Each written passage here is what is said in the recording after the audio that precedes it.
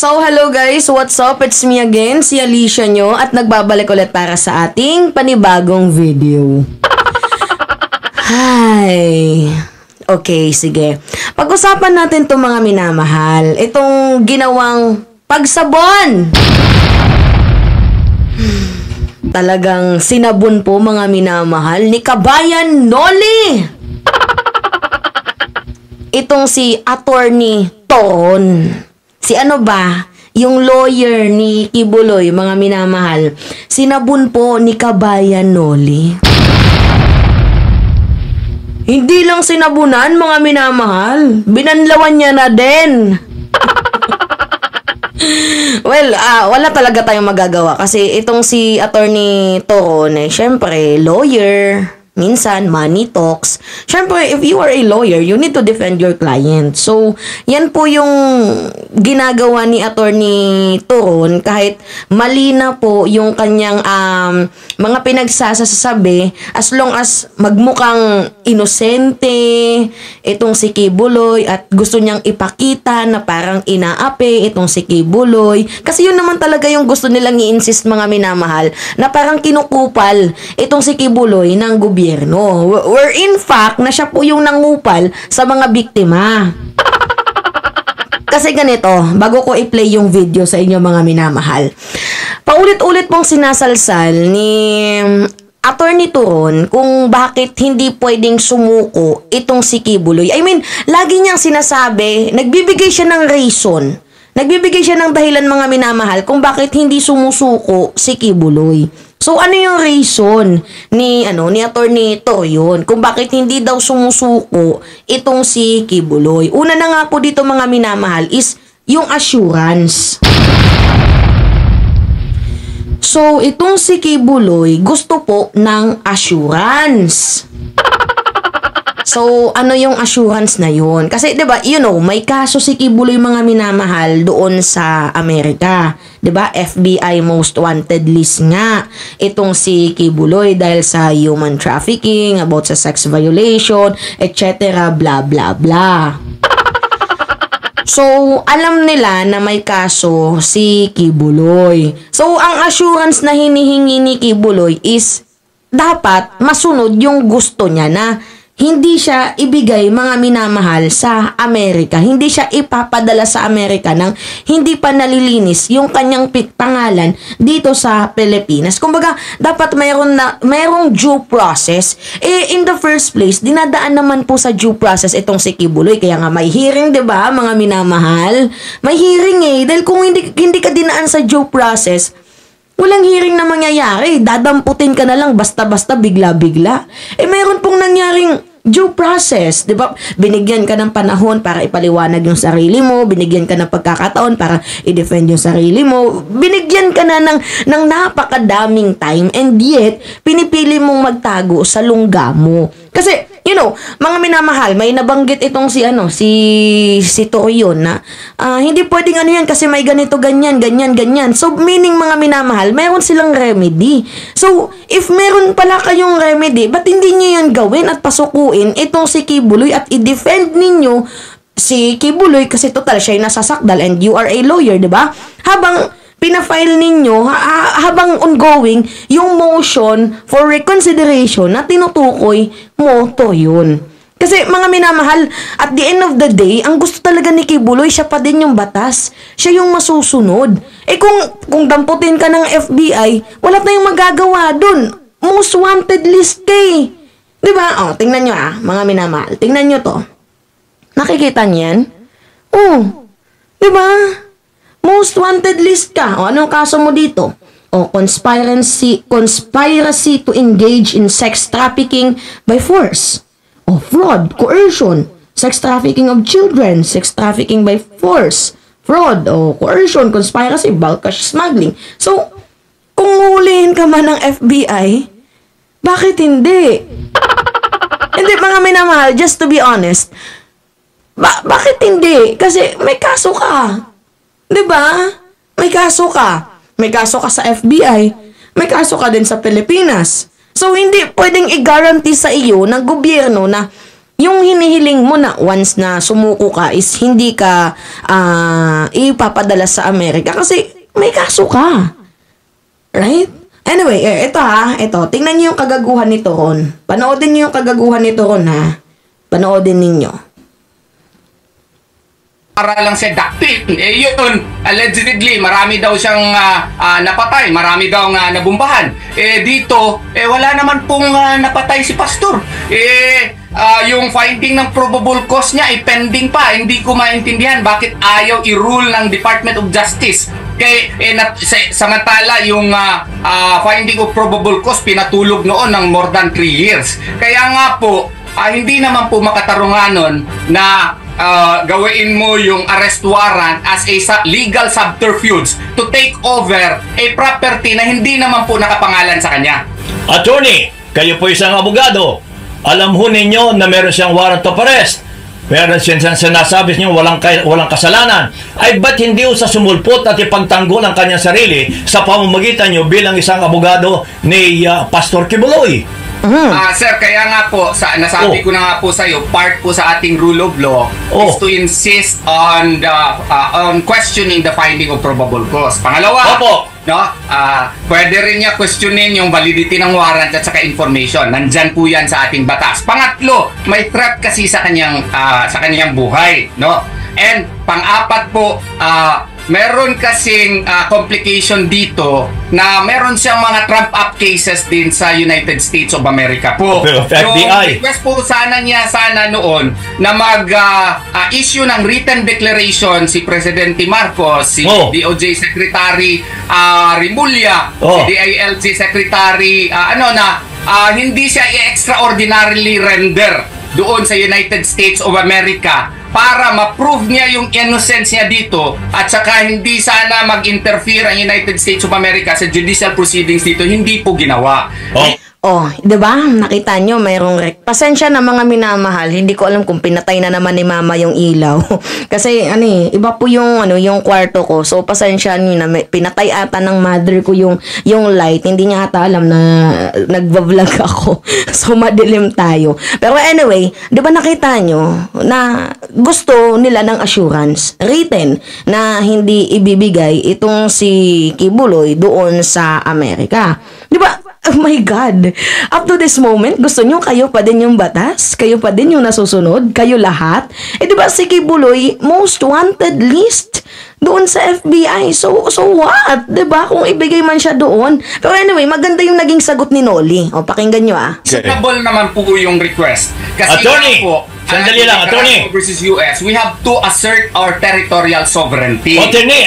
Request naman niya ay gusto lamang niya na yung ating mga proseso ay galangin at hindi siya ipadala sa United States of America na hindi pa niya ma-prove yung kanyang innocence po. Attorney! Hindi niya pinagbigyan. Di magpaliwanag siya sa Amerika. Una, wanted siya ng Federal Bureau of Investigation, FBI. Pangalawa, meron siyang sexual abuse, human trafficking dito sa ating bansa.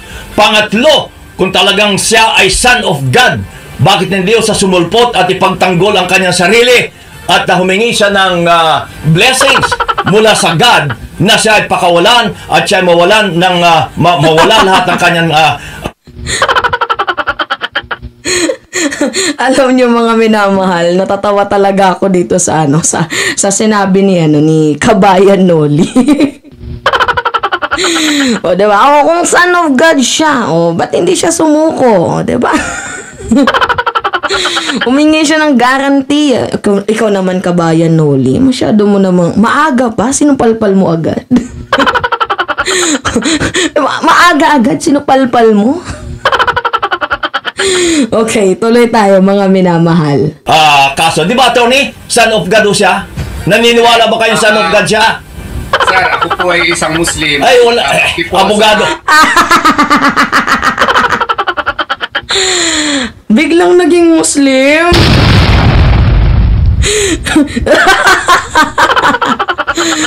Uy, nakakaloka yun, mga minamahal. Biglang naging Muslim yung lolo nyo.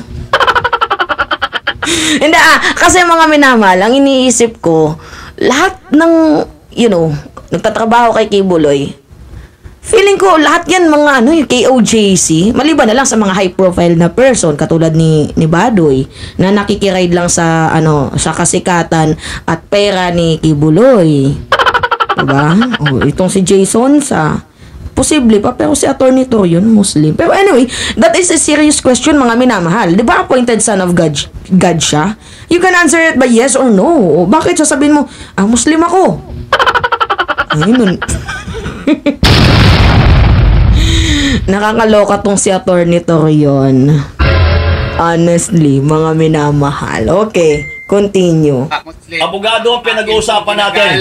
Akin pong ginagalang ang faith po ng ibang tao. Hindi po ako nagdadrop sa ganoon pong level. Yun po ang kanilang... Hindi o level yun, tinatanong ko kayo. Ko po yan. Siya ay son of God.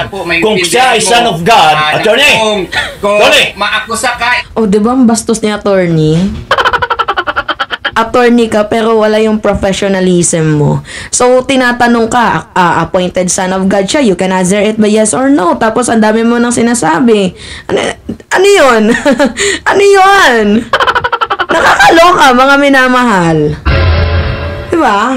Okay, continue. In the future po, let us say, rape din, napadismiss mo na, and then you will find out later na inosente ka naman talaga, choice mo rin po yun, Sir Noli, na i-insist na wala kang kasalanan and you don't have to surface. That is within our rule of law po, Sir Noli. Hindi.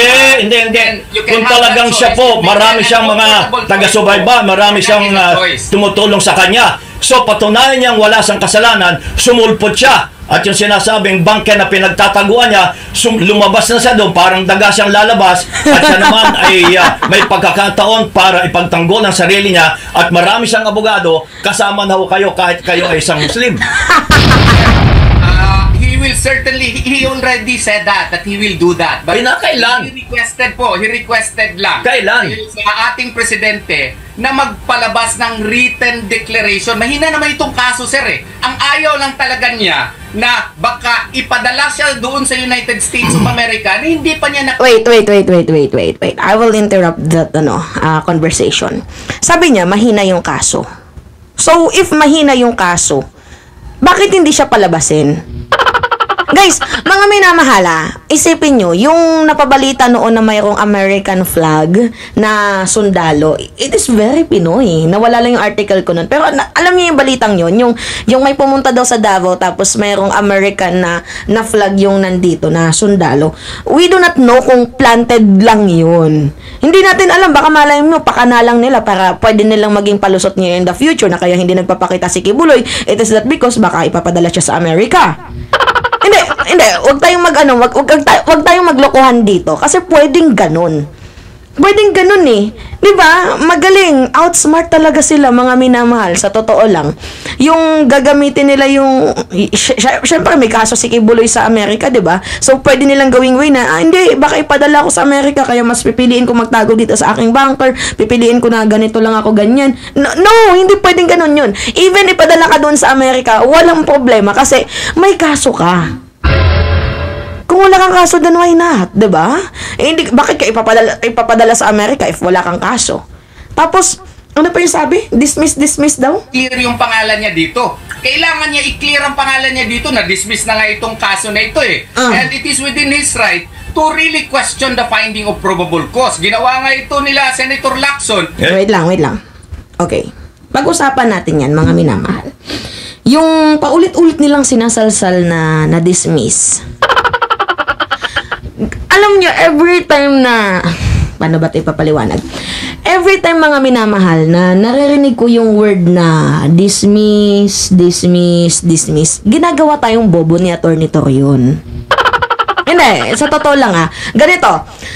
Oo, totoo. Way back 2017, na-dismiss, mga minamahal, ang kaso. Kasi yun yung naging basihan niya, 'di ba? Yung na-dismiss ng Davao, Davao City Prosecutor yung kaso na-dismiss.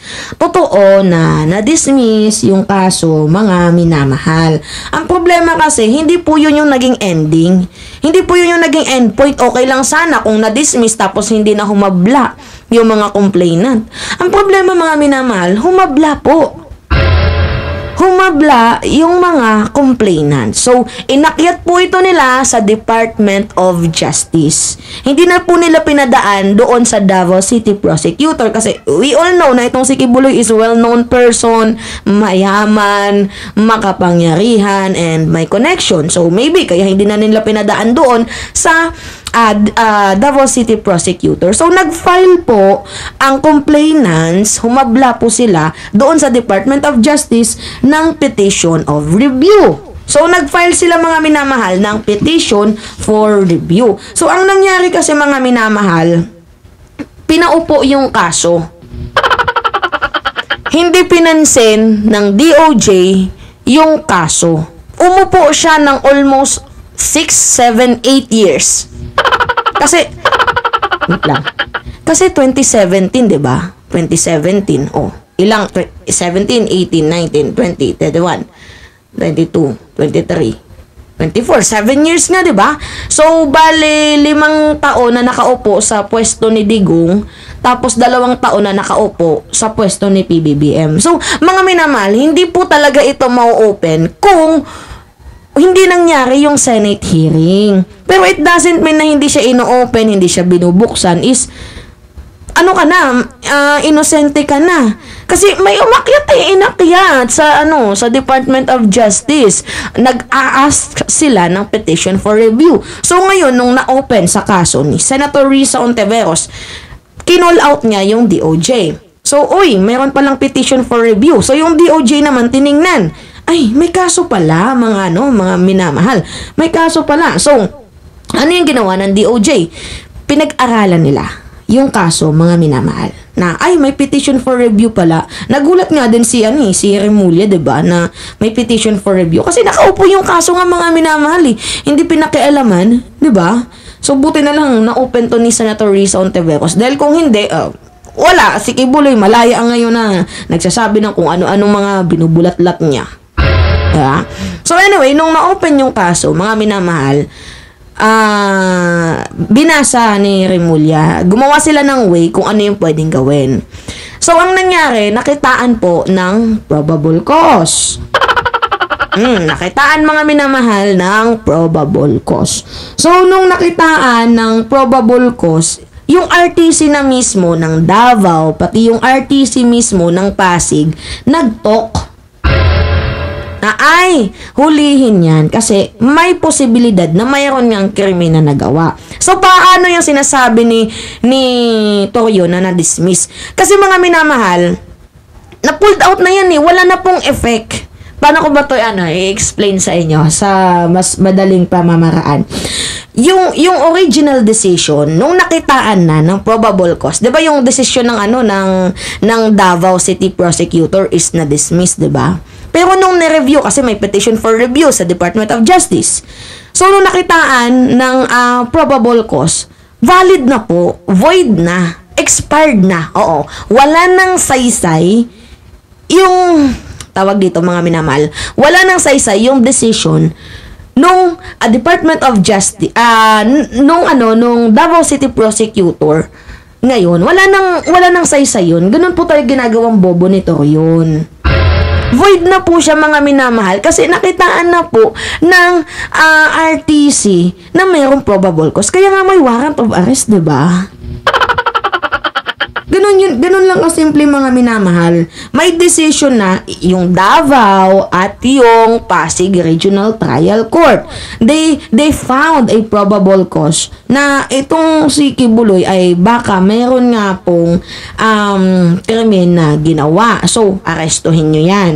So, hindi naman namin sinasabi na guilty na itong si Kibuloy, diba? Kasi itong si Torion, I think naghain to ng motion for reconsideration doon sa decision. I don't know long ha. Pero feeling ko hindi. Talagang nag-file siya. Yun yung pagkakaalam ko. Wait, panoodin natin. Parang may nabanggit siya dito. Wait lang. Ito na naman ako. Hindi niya pwedeng gawin ito. Pauli-uli na lang sinasabi niyo. Tony, sorry. Tony. Yes po. Huwag ko kayong tuloy-tuloy magsalita dahil hindi ako makapag-question sa inyo. Paulit-ulit ang sinasabi yung mga lakson na yan. Ang sinasabi ko namin, hindi makikialam ang Pangulo dyan. Wanted siya sa Amerika, sa FBI, bahala na ng FBI niyan. Pero tinatanong ko, yung pag-usapan natin yung ngayon, meron siyang sexual abuse, meron siyang human trafficking, nagtatago pa siya doon sa kanilang compound. Bakit hindi siya lumabas, palabasin ninyo at ipagtanggol ninyo ang kaso niya? Kung talagang wala siyang kasalanan, ay di wala, ma-absuelto siya. Pero habang siya ay nagtatago po, paano niya ipagtatanggol ang sarili niya? Paano kami maniniwala na wala siyang kasalanan? Paano po? Paano? Sasabihan kita. Ano? Kung yung motion for reconsideration po namin sa Department of Justice. Okay. Kinig nyo. May motion for reconsideration nga. So, may motion for reconsideration na finaled itong si Torion. Pero mga minamahal, I just want to make it clear na even if meron siyang motion for reconsideration, hindi po yun magiging valid para ma-void yung warrant of arrest. Yun, mga minamahal. May motion of reconsideration ka na hinabla, pero hindi mo pwedeng gawing invalid yung warrant of arrest. Kasi, mga minamahal, may probable cause nga. Diba? Pwedeng sumuko siya, tapos habang sumusuko siya, hinahabla yung kaso. Pwedeng ganun. Pero yung sasabihin na i-void yung warrant of arrest, no, it's not. Hindi pwede yun, mga minamahal. Walang ganon. Diba? Nakakaloka. Nakakaloka itong si Torion. Anyway. Ay i-rule. Maski pa i-deny yun, pwede po kaming aakyat sa Court of Appeals at mag-file ng petition for certiorari. At kung i-grant yung petition for certiorari po, Sir Noli, edi wala ng kaso. Yun! Yan po. Same kami ng reaction ni Noli. Ayun. May remedy naman pala di ba? Petition for certiorari, blah blah blah, ganyan-ganyan. Mga minamahal, rinig nyo, nanggaling na sa bunganga niya na hindi pwedeng magiging ganyan yan kasi magpa-file kami ng certiorari, mabuvoid yan, ganyan, yung blah blah blah blah. Uy, mayroon naman pala kayong remedy, ba't di nyo gawin? It is simply basic, mga minamahal, ba't di nyo gawin? Hindi nila ginagawa kasi alam nila na madidismiss sila. Yun. Alam nila yun in the future. Kaya nga, lagi na lang nila sinasabi na ganyan-ganyan, motion for reconsideration, file for certiorari. Hindi ako lawyer, mga minamahal. Hindi ko alam yung word na certiorari na yan. Honestly. Kasi hindi naman ako lawyer. Pero, meron kayong, nakikita ko naman sa kanyang mga sinasabi, meron ka palang remedy. Ba't di nyo gawin? Diba? Mga minamahal. Ginagawa talaga tayong bobo ni Torion. Yan kasi, mga minamahal, yung sinasabi ko sa inyo na, syempre, lawyer siya. Tapos gusto talaga nilang idaan sa media. Nasasabihin na, hindi, tawag dito, tinatanggalan kami ng kalayaan, freedom of expression, ginigipit. Gusto nilang i-insist na itong si Kibuloy ay parang aping-api. Yun yung totoo doon. Gusto nilang i-insist na itong si Kibuloy ay aping-api, tapos gagamitin nila yung na-dismiss na yung kaso noong 2017. Mga minamahal, napaka-basic. Hindi ako lawyer pero sobrang basic. Bakit kayo bibigyan ng warrant of arrest ng Regional Trial Court if walang nakitang probable cause?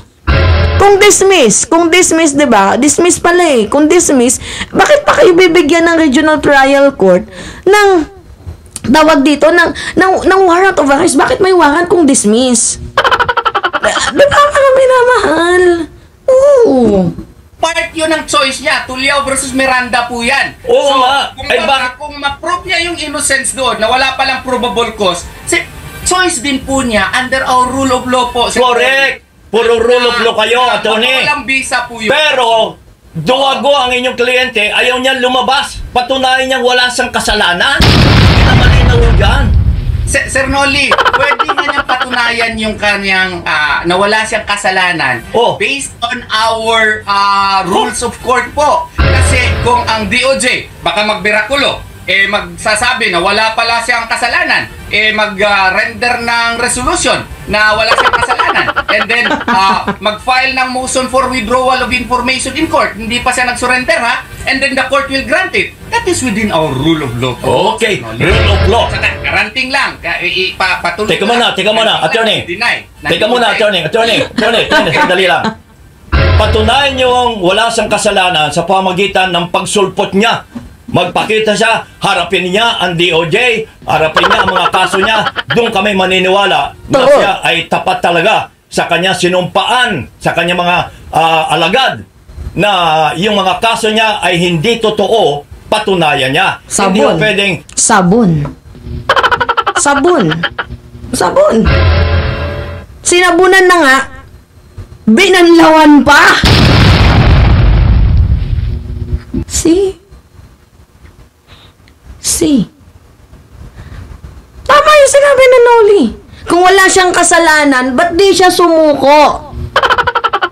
Granting na meron pala kayong remedy, habang ino-oath yung kaso ni Kibuloy, pwede naman kayong humabla, di ba? Magpakita siya, show up.